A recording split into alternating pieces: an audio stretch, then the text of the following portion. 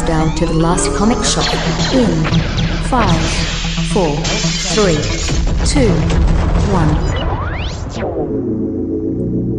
Hey, it is now time for more of the Last Comic Shop podcast.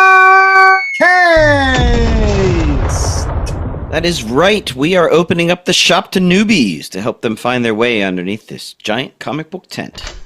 And we're leaving lights on for the oldies and the moldies that are wondering, what are all these kids talking about these days? What's that book everybody's been trying to scoop up there? And why is Batman so big? That's right. He's thick. There you go. Ever see the movie The Great Outdoors when John Candy has to eat the old 96er? Yeah, that's Batman. I've been talking about it for years. He's a big hunk of steak. An Absolute Batman, which is the book we're going to be covering this week, the first 6 issues. And I don't know if I'm going to call it a Year of Chad book. It's kind of a Year of Chad book, right? Like you were super pumped this first drop, Chad, right? Oh, yeah. I mean, it was something different. It was something exciting. It was a change of course for DC. And it is just bonkers, just absolute bat guano crazy. And I love it, I love it, I love it. But we'll talk more about that as we go. Right.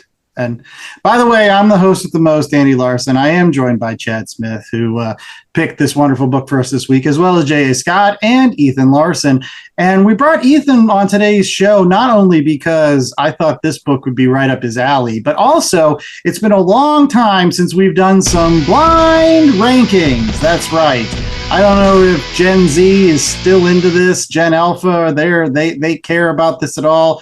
But we're old fogies, and we still see some of these reels, and we're like, all right, well, let's just keep doing this. It was fun the first time. Yeah, we did it once. It was good. Why not? You know? Yes. So my brother Ethan is going to be the host for this segment. I think he has 5 of these blind rankings. Now, before, again, we start, just in case there's somebody that's never heard of this before, what is a blind ranking, Ethan? I'm just going to give it to you straight. This is going to be all DC related blind rankings for this week because we're doing a DC book. DC launched their all-in new multiverse thing, which Absolute Batman is certainly part of. And so we're going to do some blind rankings. What that means is I'm going to throw out a subject, and I'm going to give you 5 different choices, and you guys have to rank them, but you don't know what's coming next.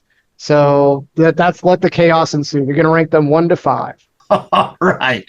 Well, I've got my DC thinking cap on, so why don't you hit us with that first one, Ethan? All right. So I'm going to need y'all to rank these Batman writers. Ooh. First one that we're going to start off with is the writer of Absolute Batman, Scott Snyder. Gosh, he's good. I mean, he wrote Court of Owls. He's written Absolute Batman. Is he an all-time writer? I like Denny O'Neil. I gotta say 3. 3 right in the middle. Yeah, 3 sounds good. Yep. I was gonna go 4, slightly lower, but I just don't want Bob Kane to be anywhere on the top 5 unless he's 5. He didn't even write it. He didn't draw it either. But exactly. All right, so we're putting him in at 3. Then what's next? All right, second person is going to be Grant Morrison. I don't like Grant Morrison as a Batman writer, to be honest. Like, I just never got around to him as a Batman writer, so I would put him at 4. Honestly, I can understand why people like Grant Morrison, but like Batman of what is that? Zurinar. No, I'm with you. I really like Damian as a character, and that's all because of Grant Morrison. But then there were others that were a little too far out there for me, so I'm okay with the 4. Didn't he write the main story in Detective Comics 1000 where he brought everybody in from the time warp, or is that? No, that was Tom King that wrote that story. No fans of Batman Incorporated, I see. Okay. Oh, I did enjoy Batman Incorporated. That was good. Too late, it's season 4. Yeah, still 4. All right. All right, so the next person up is Tom King. I mean, I can't put him at number 1 because there's a lot of people that have written Batman over the years, whether it's Gardner Fox, whether it's Bill Finger, whether it's Miller. Yeah, 2. Because I can't put him at 5. I don't want to put Tom King at 5. He had that issue with the double date. That's worth a 2. Yeah. I really like that issue, and there's that. There's also the Batman Elmer Fudd crossover, but there were also a lot of meh. All right, so we've got a 2 from me, and it seems like a 5 from Chad. Jay, you're the tiebreaker. Yeah, I think the stuff that sort of stands out are the one-offs and the not like real Batman stories. I gotta agree with Chad. I'm putting him at 5, and hoping that we don't come back and bite us in the ass. Didn't he marry Batman though? He tried to, which was awesome. He also did the One Bad Day series with all the villains. Like, at least he wrote the Riddler one, which was the best one out of the entire series. But he's at 5. Let's move on. What's it? He killed Alfred. Kim. 2 and 1. What do we got here? All right. Next up is Frank Miller. Oh, that's one. Yeah. Yeah. Even over Denny O'Neil. I would not say that, sir. I would put Denny O'Neil over Frank Miller, but I don't know if we'll get Denny O'Neil. So, name 3 great Denny O'Neil Batman stories. Did he do Laughing Fish, or was that somebody else?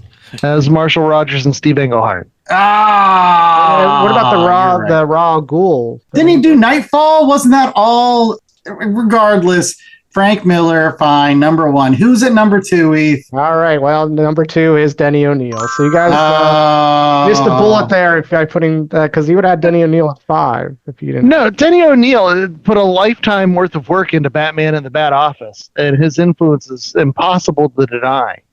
But Frank Miller's that guy that just came in like lightning, has 2 mic drop Batman stories, and then that one with Jim Lee. But that's Jim Lee's. All right. So recap it here. So just to recap, we got 5 Tom King, 4 Grant Morrison, 3 Scott Snyder, 2 Denny O'Neil, and number 1 is Frank Miller. Yeah, I'm happy with that. I'm happy with those rankings. Yeah. Are you happy with them? Leave us some comments. What's number 2, Heath? All right, so I'm going to need y'all to blind rank these Superman villains. Ooh, we're going to start off with Parasite. Wow. 5? No, come on. In terms of pure power, like, I get it. Doomsday, Lex Luthor's probably on this list. Not only do I like Parasite's power set, because I feel like he can actually, fight Superman. I was going to say, I agree, Ed. He's the suckerfish of Superman villains. Yeah. He's got that purple cool outfit with no mouth. It's just... He's better than somebody. 4. Yes, exactly. He's got to be better than somebody. So 4 it is. All right. So the next one up is General Zod. Kneel before Zod. Maybe 3. I still feel like there's better Superman rogues. Sure. Yeah, I'm gonna say 5 on that one. He did get beat by a cellophane cape, but what's his face snapped his neck in Man of Steel. So, like I said, 5. Yeah, he is a bit vanilla, to be honest. This guy came from Superman's planet. There's not a lot of backstory. They always try to give him backstory, and it's always bad. So think of the guys that are still out there. There's Brainiacs, there's Luthors, there's Doomsdays, there's Lois's Time of the Month. Right. Like, Superman has all these other villains he's got to face down. All right, he's at 5. And he needs a squad. You guys didn't mention that. That is true. He does. He does need like the big tall dude. Next up is Bizarro. Oh, I like Bizarro. I really like Bizarro. So tell me what the difference is between General Zod and Bizarro. Bizarro's got a better name. Better shtick. Like, the anti-Superman. We've always said it on this show. You want a good villain, give the anti-version of the same character. You got the Spider-Man and the Venom. You got, Flash or Reverse Flash or Professor Zoom or whatever the hell his name is. And then you got Bizarro and Superman. And he's like one of the OG. Plus, they never made a Seinfeld episode about General Zod. They did make a Seinfeld episode about Bizarro. But they don't say kneel before Bizarro. They don't, because you have to say it backwards. You say Bizarro kneels before you. I'm going to go 3. There's so many heavy hitters, but I may not respect Bizarro. No, wait. I do. I'm so confused. Anyway. So here's our top 2. Who we got? All right. The next person up is Brainiac. Oh yeah, he's number 2. Unless we don't get Lex, I mean, he could not give us Lex. Even if he gives us Doomsday, I would put Doomsday over Brainiac just because he killed Superman. Like, I would do that in a heartbeat. Yeah. Would I put Toyman over him? No, but like, I doubt that we're getting Toyman. So I'm okay with 2, and we'll hedge our bets, and hopefully we'll get Sexy Lexi. Is that how you guys showing number 2? Yeah, number 2. Yeah, he's number 2. Yeah, Brainiac is definitely 2. Y'all done messed up because number 1 is Toy Man. Oh, well. Can't win them all. We just burnt this one down. Can we start over again? Toy Man number 1. You know what? Didn't he make that giant, like, half Batman, half Superman mech in that one story, Chad? Don't try to the composite, the composite Superman Batman mech guy. No, we messed. Heap shame on us. We got number 5, General Zod. Number 4, Parasite. Number 3, Bizarro. Number 2, Brainiac. And number 1, the greatest Superman villain of all time, Toy Man. All right. I can't live with this shame. I got to get this bad taste out of my mouth. Let's move on to the third one. All right. So I'm going to need y'all to blind rank these DC continuity reboot events. Oh, jeez. Can we just say they're all 5 and move on to the next one? You know what? Even when you're looking at trash, some trash is shinier than others. Some of them are like, you get a blind rank like this, you get a free bowl of soup. Looks good on you. Yes, we're going to start with Infinite Crisis. The Blue Beetle one. But isn't that the one where, like, Batman shoots Darkseid in the face and Darkseid's a hobo? Yeah, and I got really confused. I think this leads up to Flashpoint. There's a lot of stuff it leads. I was not a fan of this one. I'm going to rank it 5. There's got to be better events than this. Yeah, that was Grant Morrison that lost me. There's Grant Morrison that I really like, and there's Grant Morrison that loses me. The countdown to Infinite Crisis is when they started taking out the JLI. So yeah, I'm with you on 5. What Infinite Crisis ultimately led to, New 52. We're a little harsh on New 52. I can put that at 4. There were some good ideas that came out of New 52 in retrospect, much more than Infinite Crisis, right? I would even go as high as 3, because New 52, it was a swing. It was a big swing, right? But that Wonder Woman run that I love is New 52. Court of Owls was New 52.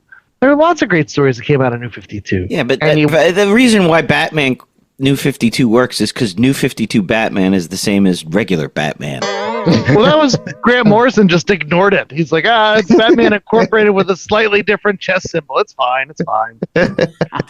All right, you know what? We'll take a stab. We'll put it at number 3. Chad convinced me. Plus, you know what? If we didn't have New 52, we wouldn't have one of the best books of all time, All-Star Western. Come on.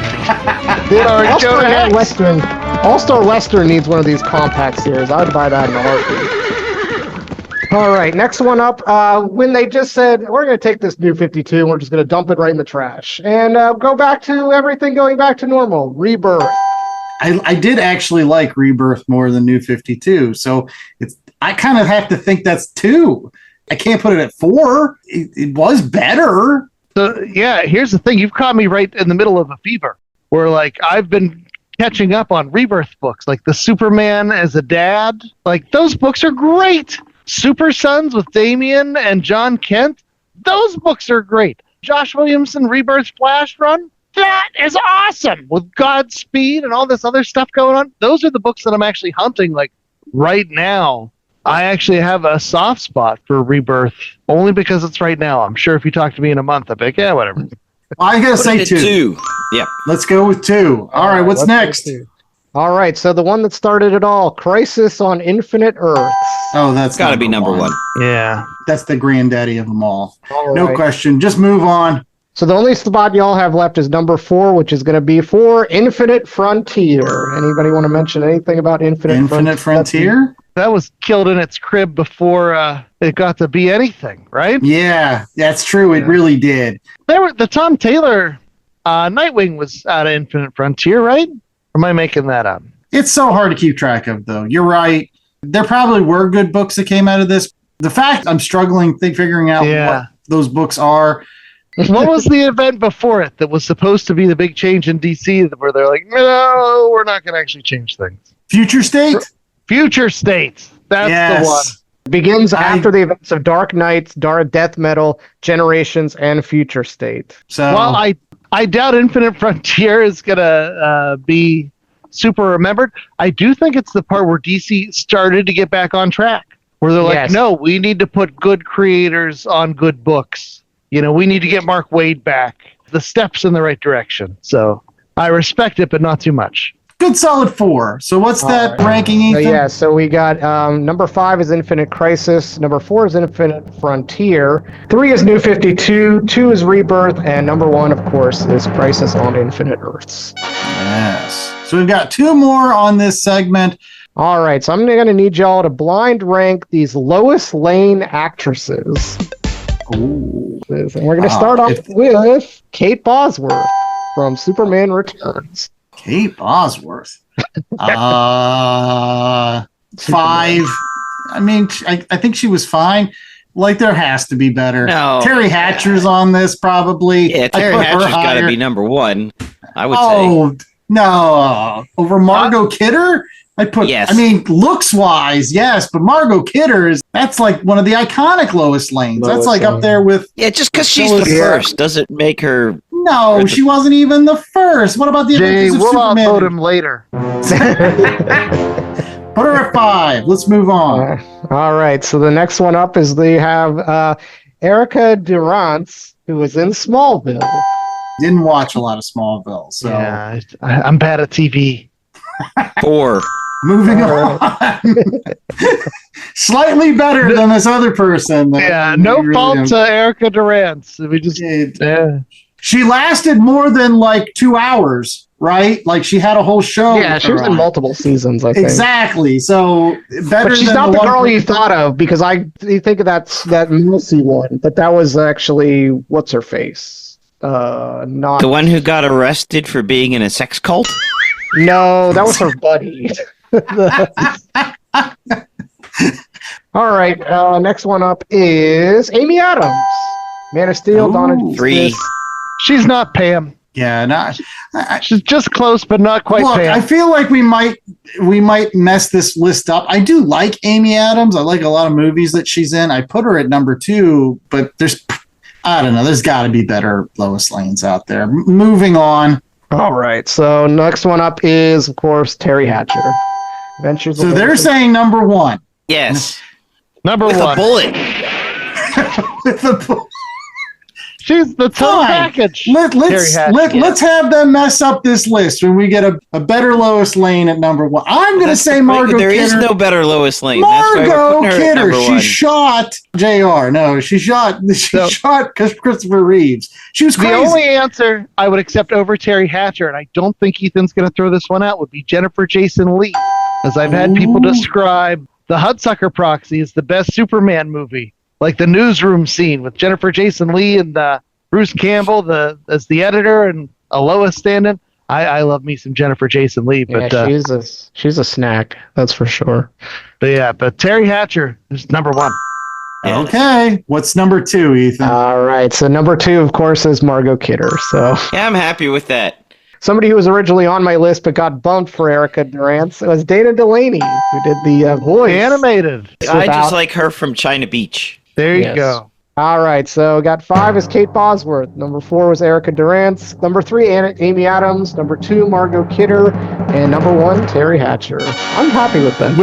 Because I know Margot Kidder is like the iconic Lois, but like Terry Hatcher, come on, man. Like you can't. She was smoking. No, I don't. I don't want on a lot of lists, okay?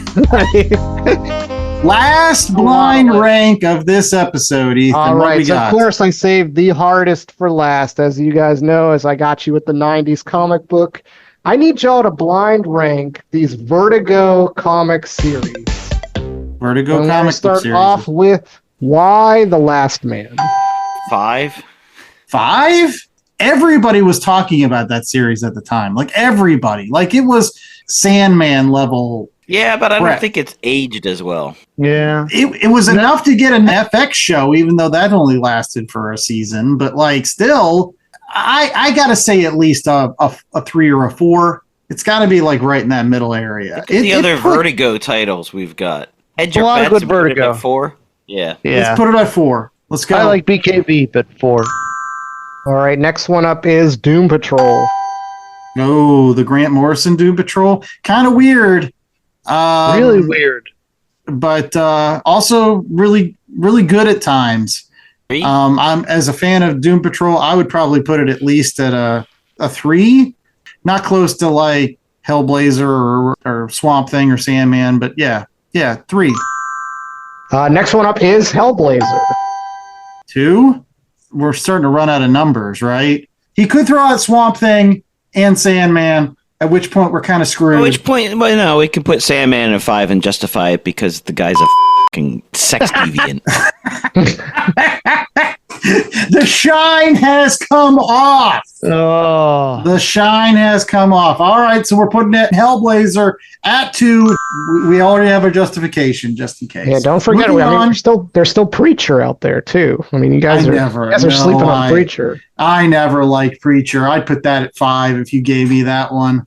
Oh, I bought all the Preacher. I just haven't read it yet. I need time to read Preacher. Preach! Preach! All right, guys. Next one up is Saga of Swamp Thing. Yeah, that's Vertigo. And I put it number 1. It was with Hellblazer the titles that started pretty much this whole hullabaloo. Like if they didn't have Swamp Thing, you wouldn't eventually have had Sandman. So yeah, no, I'll put it at 1 in the Vertigo. You don't want to, but you guys don't want a Toy Man situation here. I think we have our justification. Should you throw us out that and say like, sorry, the guy's an asshole. So what's number 5, Ethan? Astro City. Sure. Why not? I liked Astro City, but it's not. That was it's Vertigo? not- it eventually, I think, came over to Vertigo eventually. It started independently, but it came over. But regardless, I feel good about this list, Eth. Recap it real fast. All right, so number 5 is Astro City. Number 4, Why the Last Man. Number 3, Doom Patrol. Number 2, Hellblazer. And number 1, Saga of Swamp Thing. Yes. We went OG Vertigo. That was clutch. I like that a OG lot. Vertigo represent. And you know who else nailed it? It was Scott Snyder and Nick Dragotta, because they did this absolute Batman series. And that's coming up right after these commercial breaks.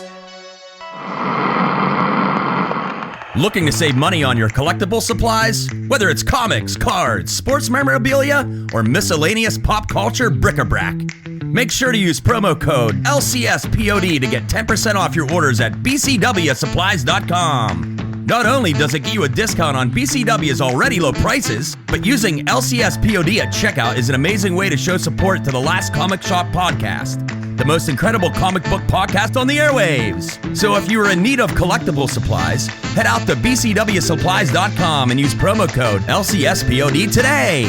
That's promo code LCSPOD. Cheers!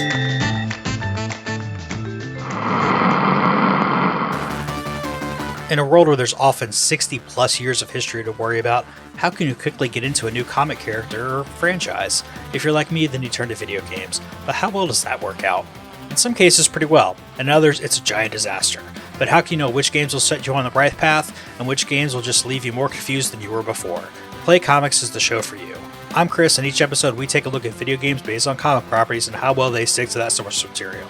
So listen in and get the scoop on which games are worth your time over at playcomics.com or wherever you find your favorite podcasts. All right, we're back with more of The Last Comic Shop, and it is now time for our Read Pile review. Yes, where we hope you break out the A1 steak sauce, because we've got Meatball Batman. You know, it's great when you say something so often that when you're driving in the car and your son asks you, what book are you reading this week? And I said, Meatball, and he just goes, Batman. You put A1 on your meatballs? Why not? It's delicious. You've never put A1 on meatballs? Wonderful stuff. You should put A1 on everything. It's got raisins in it. That just sounds all kinds of wrong. One thing is, that doesn't sound wrong is, again, the folks that worked on Absolute Batman, the first 6 issues. And Ethan, who did that? Yes, so Absolute Batman was written by Scott Snyder. Artist was Nick Dragotta. He drew issues 1 through 3, and then 5 and 6. And then on 4 was Gabriel Hernandez Walta.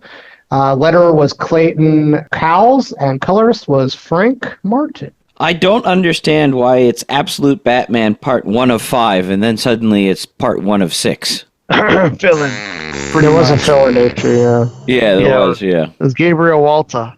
Which, when that came out, people online were pissed. Yeah. They're like, this art is garbage. And I'm like, yikes. Poor Gabriel This is Walta. the guy from the Vision. Right. He ain't no spring chicken. Now, again, there was a fill-in issue in issue 4, but it still kind of follows a good storyline here, J.A. Why don't you unpack with a 10-cent synopsis what happens and why is it so absolute-y? So, the Absolute Batman universe, Batman is a blue-collar civil engineer named Bruce Wayne, who operates at night to fight crime as a vigilante Batman. When he's not going to poker night with his buddies, Killer Croc, Harvey Dent, Riddler, and Penguin, or hanging out with his bestie, Selina Kyle.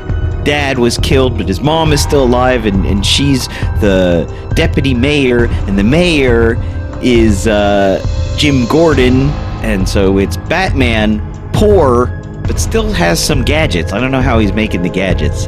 In this universe, Alfred is a super spy with some very stylish man beards who is protecting the Batman from this mastermind, Roman Sionis, who has this gang called the Party Animals that wear these masks that look like ape skulls, but give them cryptocurrency for committing crimes. And then there's this talk that they're a giant conspiracy and it's all over the world, and how he's going to take down the servers that are serving up the cryptocurrency, and so it's all the same characters. They're just all sort of been rearranged on the board. And Batman's not rich, but he still has all the bat shit. Right. But his Batmobile is a giant dump truck. I was hoping dump truck. You needed to save that. That was my in. That was the best part of this. Not just a dump truck, but one of those like industrial ones you see, like I don't know, a slag pit, like a slag pit. It's like a mining dump truck. So yeah, if you didn't think if you thought Batman didn't have enough of a dump truck in his posterior, he got the dump truck as the Batmobile. That's it. I mean, that dude's got BBLs for days, my brother. That's right. That's right. But you are absolutely correct, J.A., that this is like the Batman equivalent of one of my favorite Bob Dylan songs, which is Desolation Row, where he talks about the fact that he, rearranged their faces and gave them all other names. The names are the same, but the faces are completely different. It's like taking the Batman universe, kind of putting in a blender and just saying, let's mix this up. Let's have fun with this. Well, we would be remiss if we didn't talk about the Absolute Universe in general, which is Scott Snyder is the dude in charge of the Absolute Universe.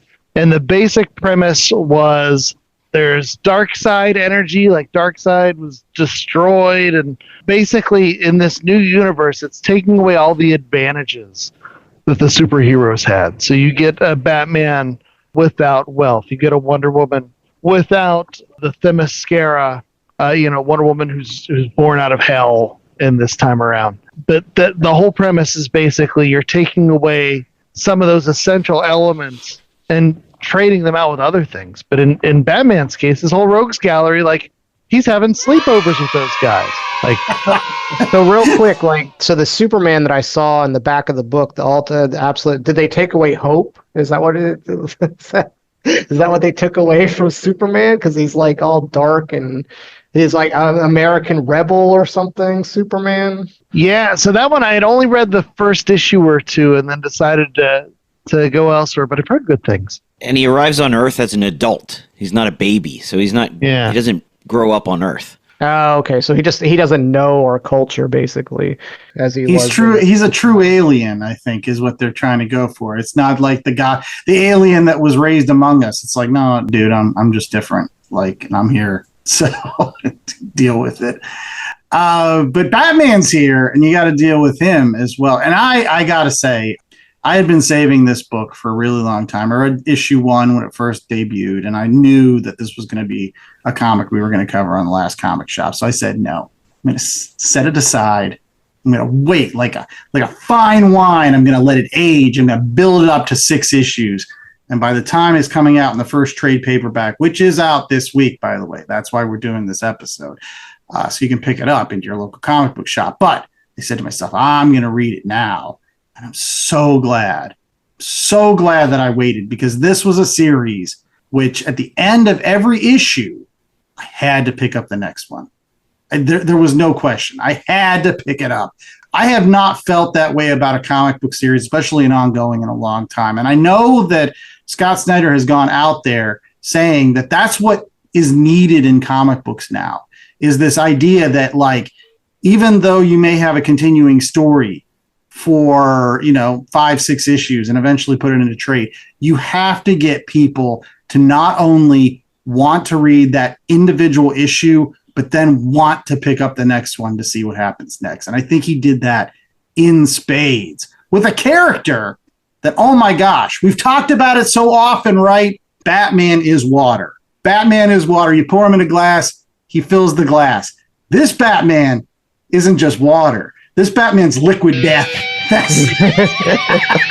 was going to say, he's not a glass, he's a pitcher. There's a lot more water. He's the one thing I want to bring up, and it's actually one of the issues that's slightly beyond our coverage. But in issue 8, the original plan was to have a panel where it's Batman going up against the new version of Mr. Freeze, which is this weird monster guy who has his parents frozen and everything. But there's a panel where it's knock, knock, motherfucker. And that's what this Batman is. Now, in the regular published book, it was just knock, knock. But Scott Snyder posted out there on the internet, it's the knock, knock, motherfucker panel. And that is absolute Batman. This is Batman takes a little stick and pulls the bat symbol from his chest and turns it into a battle axe that he uses to chop off the hands of all these motherfuckers out there fucking around and finding out why you don't mess with absolute motherfucking Batman. That's a lot of bleed. He makes a deal with this mastermind who's going to give him all this money, and he says, yeah, I took all your money so I could make a massive bat signal with it and burn it all up. And it's so much of the branding in this. Like, every opportunity he has to just go big, go huge. There's such an energy in this book. It's, that manga influence. When I first saw the images of Nick Dragotta's Batman, it looks dumb, right? It's this big, grotesque Batman, and I was like, that looks so stupid. It's going to have to be awesome. And it is. It is so awesome.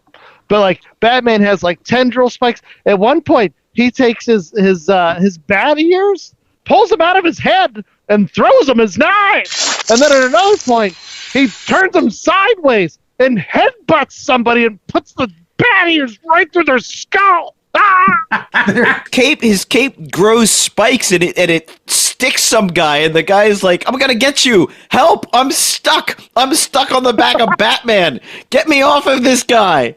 I think you gotta sum it up. There's an issue, right? Well, because Alfred is not his friend at first. Alfred's like, what the heck's this guy doing? Like, sooner or later, this guy's got to retreat. Like, that's the thing. He keeps on saying, like, you got to retreat. You got to regroup. That's what the smart thing to do is. You can't just keep on pissing people off and making more and more enemies.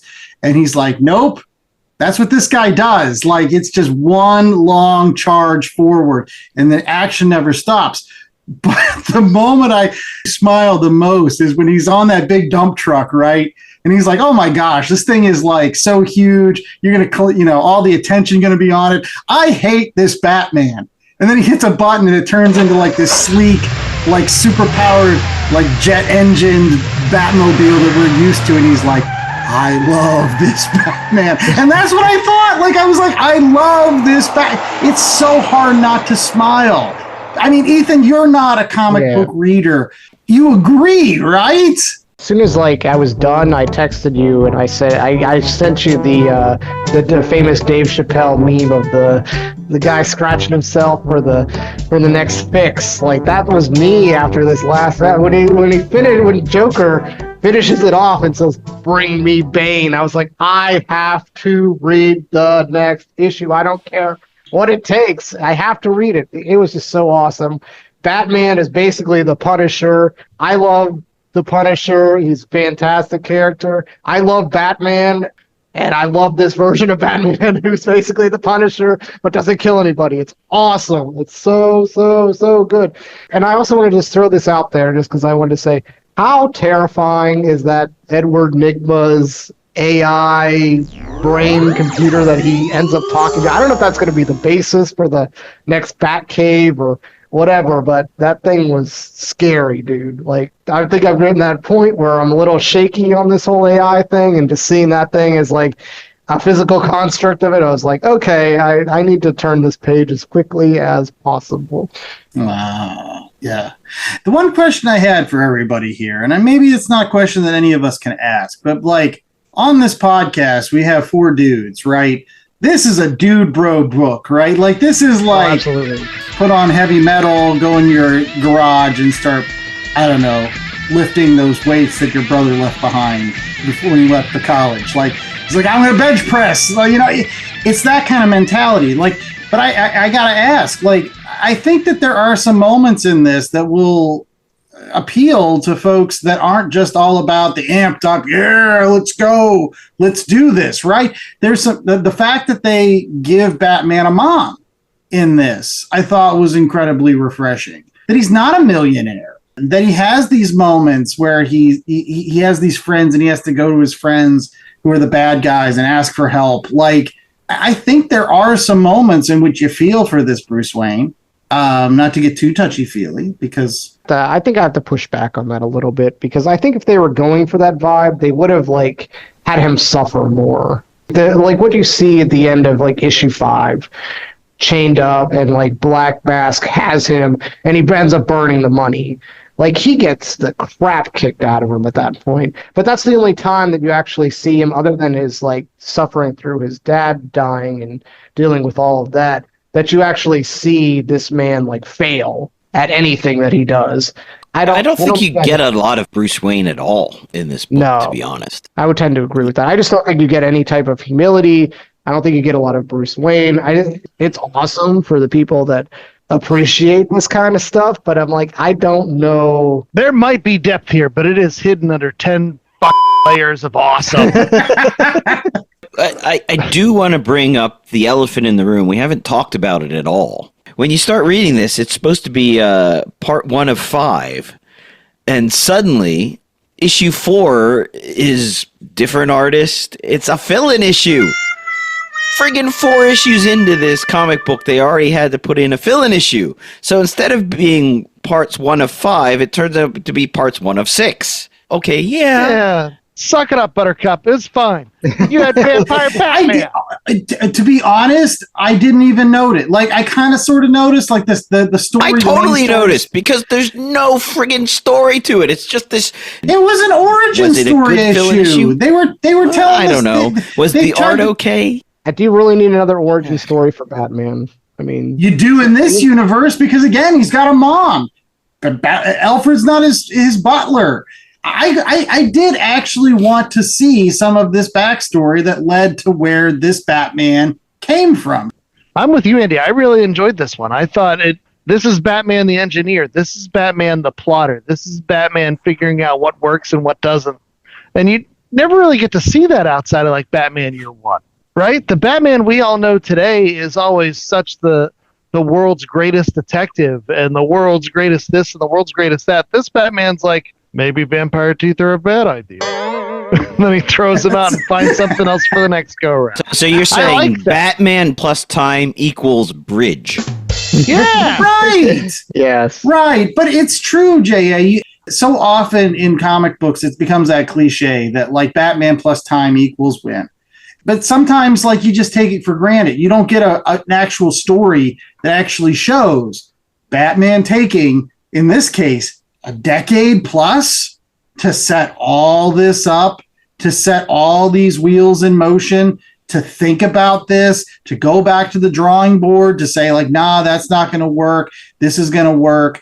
And so that was refreshing to actually see Batman plus time does equal some sort of payoff in the end. The silicon teeth, not a good idea. No.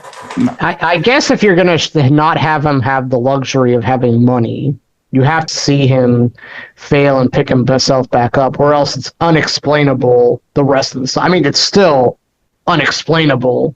9/10 of what he does. Dump truck, the inventions. I don't know where explosions that turn the building into a giant Batman mask. I mean, he is like a marketer's wet dream. He is just on brand the entire time. It's all about the branding, baby. It's all about the branding.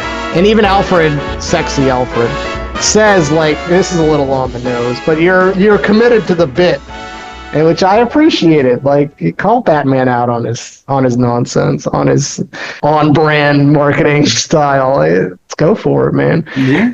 I was just going to throw it out there real quick. What do you guys think about the other ancillary characters? About the mixing up the villains as friends? I mean, it's not a stretch to see Commissioner Gordon as mayor. That's certainly not. Martha is still alive. Fine. I think outside of her being his mom, I don't think I necessarily cared about the character. If that's, Well, I think I'm being unfair probably, but half the time I thought it was just Jim Gordon's wife, and I was like, Bit of flirtation there.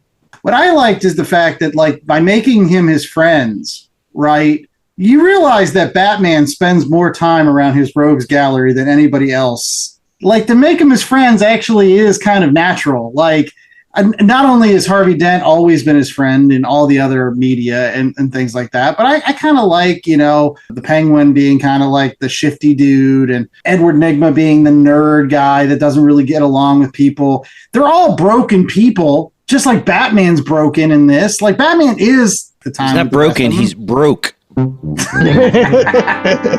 you know what I mean? Like, Batman's one bad day from being a member of the Rogues Gallery most of the time. So I think we buried the lead here. Commissioner Gordon can be his stepdad. How crazy would that be? that's true. So he saved him from the Bat Cave when he was getting attacked by bats. So that's a particularly thing to do, man. The other thing I wanted to throw out there is like, what's up next? Like, obviously at the end of this, it's Bane. So we get Bane. We saw Joker. We haven't really seen Was it that yet. Joker? I didn't. That's that panel threw me. I mean, why is he covered in babies and why does he have no that legs? was the weird babies thing. I was like, Yeah, it was a little disturbing and creepy. Yeah. Yeah, I mean, and his legs were skeleton legs. They were just bones. I didn't understand that with the babies feeding him. Wait, what was going on there? Yeah. It was And weird. I thought It was the Black Mask and the girl were Harley Quinn and Joker, like, for a couple issues until they actually revealed themselves to be Black Mask. Like, that one kind of flew over me. I guess it was Black Mask, a more recent villain. he was created by Doug Munch and Tom Mandrake in 1985. Oh, okay, so I guess he's not that new. I'm sorry. Well, I mean, in Batman years, that's pretty new, but That's true. What about Absolute Robin? Do we get Absolute Robin? Is he coming? I don't think for a while. If he's just teamed up with Alfred, I think we've got to let this simmer at least for a couple years before we get Absolute Robin. I'm sure sooner or when later. are we going to get Babs involved? Yeah, I mean, she was already introduced, so she's coming. It's I a mean, I guess- possibility. What I was going back to, Andy, I know that you said that Batman's one bad day from being a rogues gallery, but he does have humility to him, where it's like he has grounding characters, Alfred and Robin. So that's why I brought up Robin. I'd like to see him show up sooner than later to get this Batman grounded, because I think eventually, like, we got to see this Batman get his ass kicked more than once. Like, But this is not a Batman you want grounded. Like, this is your back Guano crazy Batman. Like, that's grounding's the exact opposite. You want him driving his motorcycle off of buildings. but I go back to Andy's question, like, does this appeal to anything outside of Dude Bros and us? Like, It doesn't have Okay, to.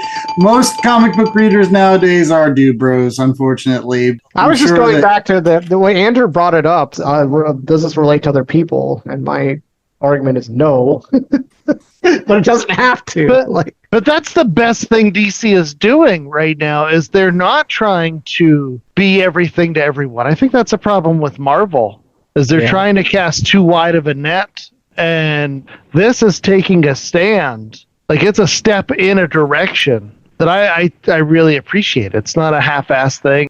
I don't know. So many times, like a lot of the New 52 stuff, I thought you had a lot of like Jim Lee clones and stuff like that out there. It was a lot of half-assed stuff. This is whole-assed. This is quite the ass.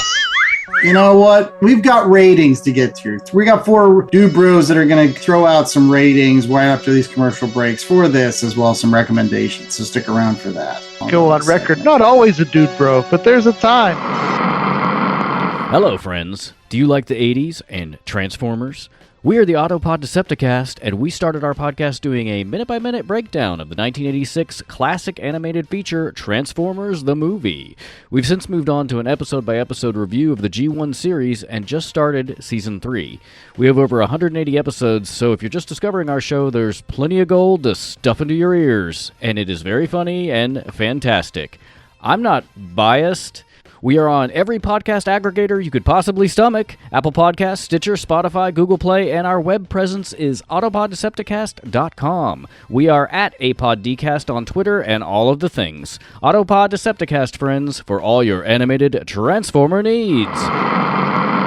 My mom has taken up going to the park to practice yoga. My dad's going to a club, but not a book club, a salsa club. Finding new hobbies comes with age.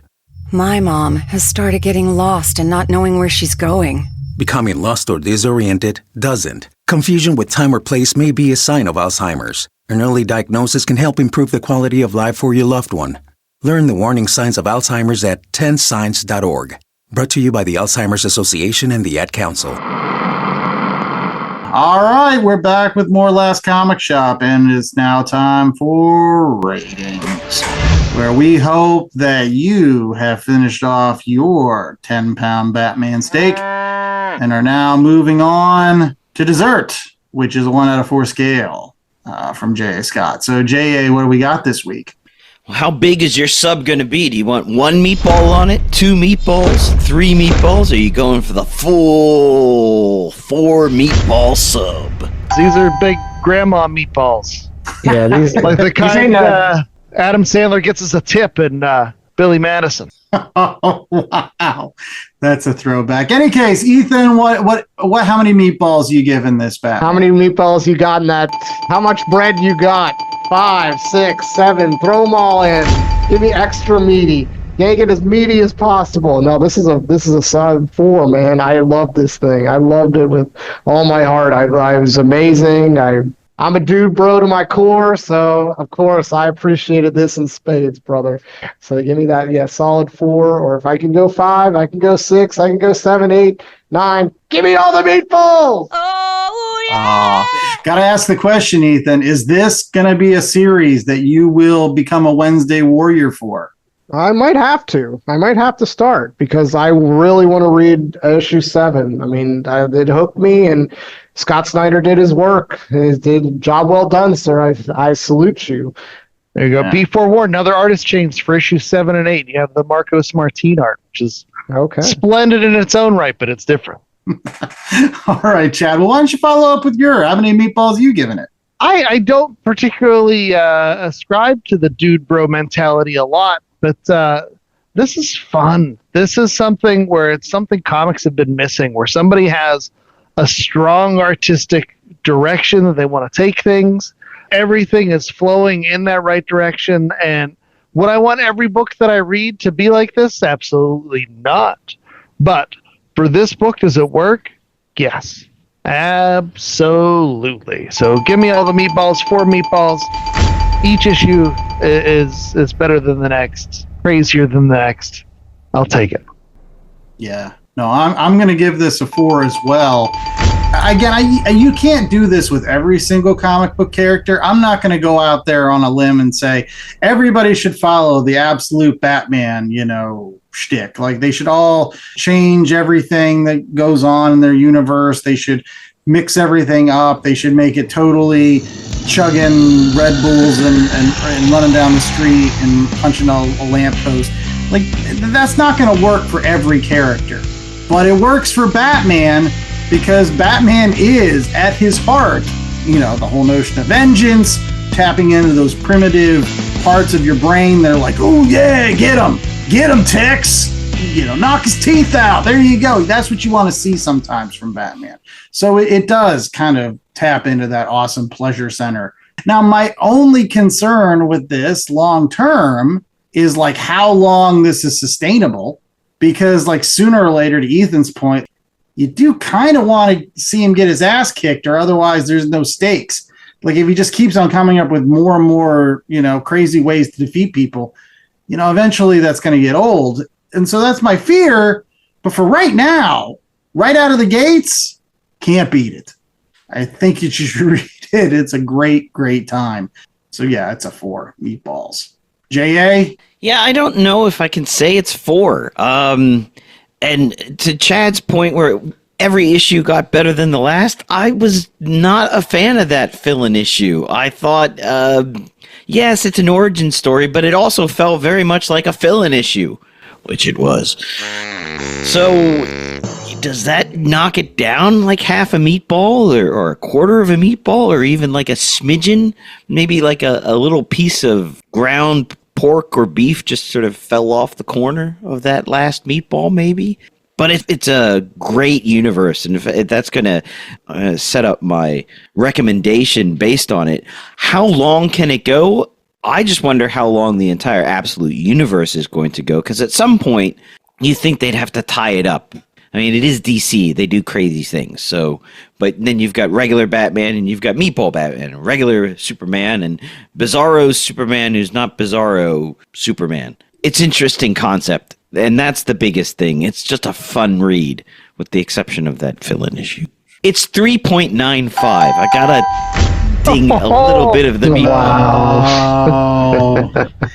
It's fair. It's fair. He didn't like the one issue, and that is 1/6 of the entire book. So, like, you know what I don't like? I don't like because in issue 1 it's 1 out of 5, and then suddenly it's not 1 out of 5, it's 1 out of 6, and they just act like that was the whole plan, and it wasn't the plan. Absolute Batman changes on the fly, buddy. He's got to adapt. Criminals are a cowardly and superstitious lot, and sometimes you got to zig when you thought you were going to zag. Now, you know what I liked also in closing? I like the fact that they gave Joker all the money. Doesn't Joker have all the money in this universe? He's the one that's out in front. He's like, yeah, I got all the cash. That's where it's all building to, right? Like, that's where I feel like the train's going to go off the tracks eventually. You're going to introduce the Joker, and it's either going to make or break that series. That's the next big thing. That's the build-up. That's the bad guy on the horizon, which we got to... I'm not looking that far ahead. I'm just enjoying the ride on this one. Well, one thing we always like to look ahead on is to what other books you're going to pick up at your local comic book shop with recommendations. So in addition to Absolute Batman, which you can pick up in single issues, it might be a little bit tough because they were selling like hotcakes, but you can definitely pick it up in a trade. First 6 issues, it's available this week at your local comic book shop. But these are some other comic books that we hope you enjoy. And we're going to go ahead and start off with J.A. Scott. J.A., what do you got this week? Yeah, I'm going to recommend the entire Absolute universe. 6 books right now. I mean, there's a bunch of other stuff like related materials in one shot, but ongoing series besides Absolute Batman, you've got Absolute Wonder Woman, Absolute Superman, Absolute Flash, Absolute Martian Manhunter, yes, and Absolute Green Lantern. And all of it is existing within this Absolute universe, all set up by Scott Snyder, and, just taking characters and as we did with the Batman, sort of amping them up a bit, changing them a bit, making them not quite what you would know, and just it's fun. It's a fun series. If you're big into DC, it's sort of a fresh take on all that is these great characters. Well, Ethan, what do you got for us this week? So I'm going to also sing the praises of DC, and also, I guess you guys have talked about these before, but these little books, they're so good. The compact comics, These are fantastic. I love these things. When I went out to get the Absolute Batman issues that were needed for this run, I picked myself up two of these little books. One of them being another Scott Snyder story, Batman: The Court of Owls saga. So they're only like $10. I got mine with a discount because I bought two of them at my local comic book store because I got Static Season 1 for my daughter, and she plowed through this book in like an hour. So she loved it, and so I can't say enough about these compact comics. They're the size of my Takabons for my mangas, so they're perfect for me. Again, I wish they were in grayscale, but, can't win them all. But, not only at your local comic book store, but they're also at, your bookstores, your Barnes & Noble, Books A Million, even your independent dealers may have these as well. So pick them up. They're great reads. You got these along with Deceased. You got All-Star Superman. You got a Catwoman series that Andy was talking about before the show started. And Marvel's putting out this form factor now as well. Absolutely. Trying to keep pace with DC. They've got Born Again by Daredevil, Jonathan Hickman, Fantastic Four, in those little mini books. And again, they're putting them in places where folks can pick them up, just like the mangas, so that you can also get them at Walmarts, Targets, all over the place. And again, nice little beach reads. Make sure that you snag them when you're heading out to the beach for the rest of the summer. Great little thing to just throw in the bag there. My recommendation this week is dealing with another dark Avenger looking for his own brand of justice. But in this particular case, it's justice against life itself. That's right. It is Judge Death. And for those folks that may have not listened to a previous episode of The Last Comic Shop where we covered one of the iconic bad guys of the Judge Dredd universe with Judge Death, make sure that you're checking out that in our Evergreen library. This particular story with Judge Death is called My Name is Death, and it is done by longtime Judge Dredd scribe John Wagner with artist Fraser Irving. And it really tells the story of Judge Death escaping from whatever weird prison that they keep his unholy remains in Megapolis 1. And once he escapes from that city, he decides to go on a killing spree across the wastelands. So you get a little bit of that parody of Natural Born Killers. Eventually he ends up in Las Vegas, where he decides that he wants to find a hidden cache of atomic weapons to shoot them at Megapolis 1. Because again, he's determined that all life is an abomination to justice.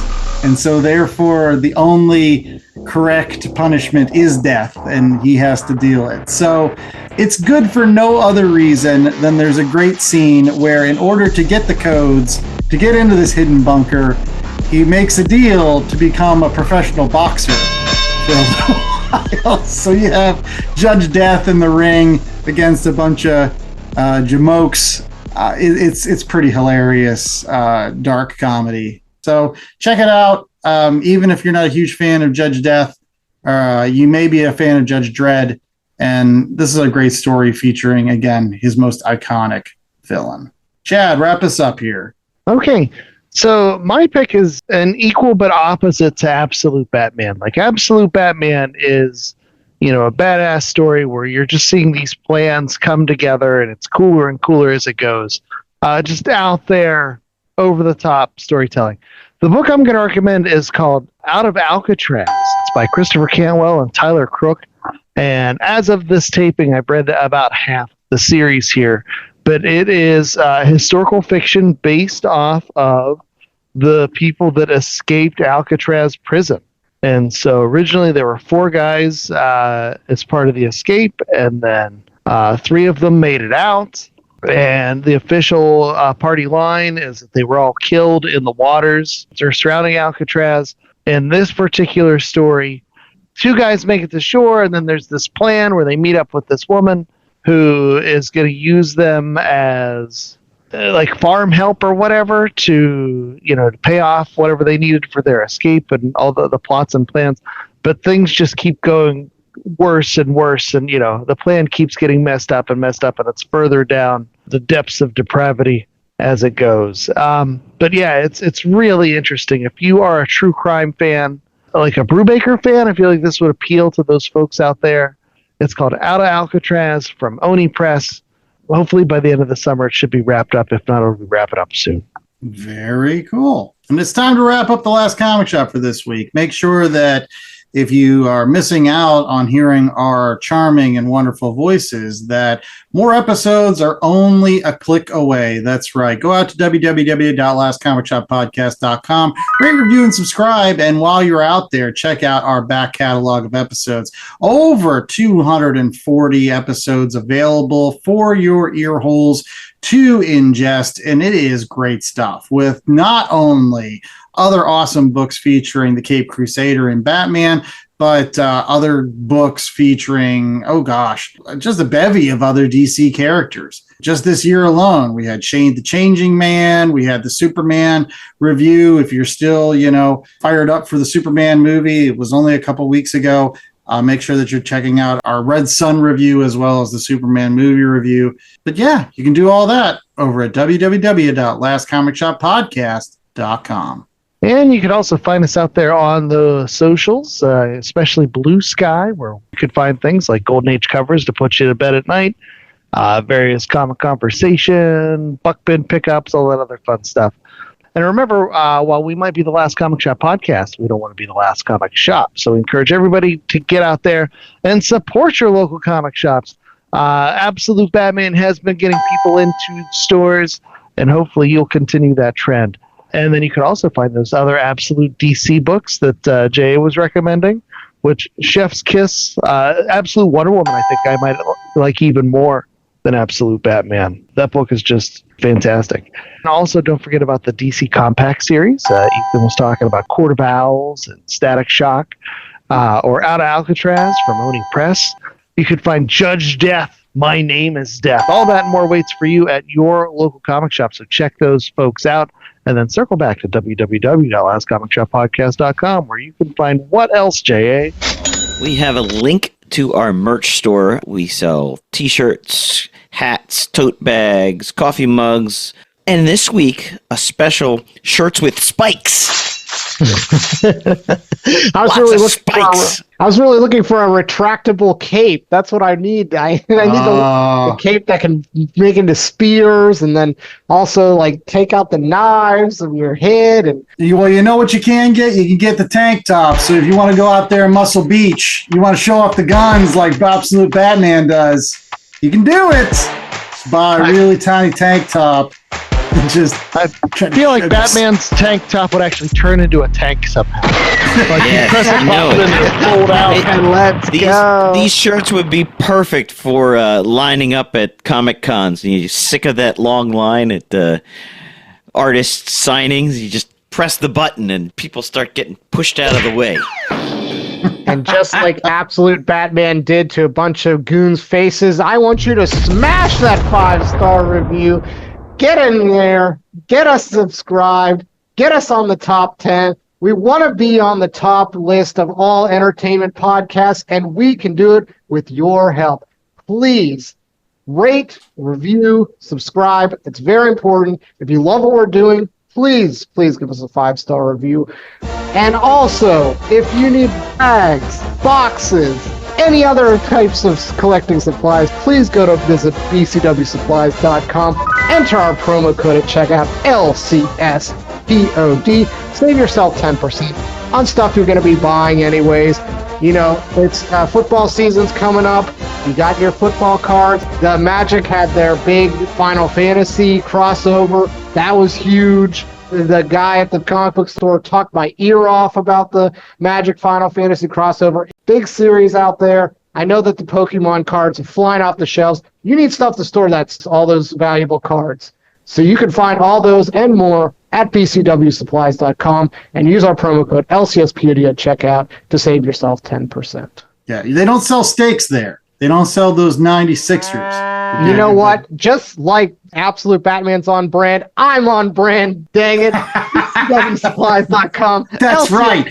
Save yourself some money so that you can then spend it on some delicious steaks elsewhere. That's right. Save your pennies with those comic book supplies so you can buy those massive, massive meatball Batman size steaks. I'm hungry as it is. I'm going to go grab me one of those. And until next week, I was Lois with most Andy Larson. I was joined by Chad Smith, Jay Scott, and the wonderful Ethan Larson. And we hope that you stay safe. Stay cool because it's still the summertime, folks. Get out there, grill, chill, do all that great stuff. Well, I thought when you said chill, you're going to go joke chill. I'd be like, hope nobody murders your dad. That's horrible. Got really dark really fast. Yeah.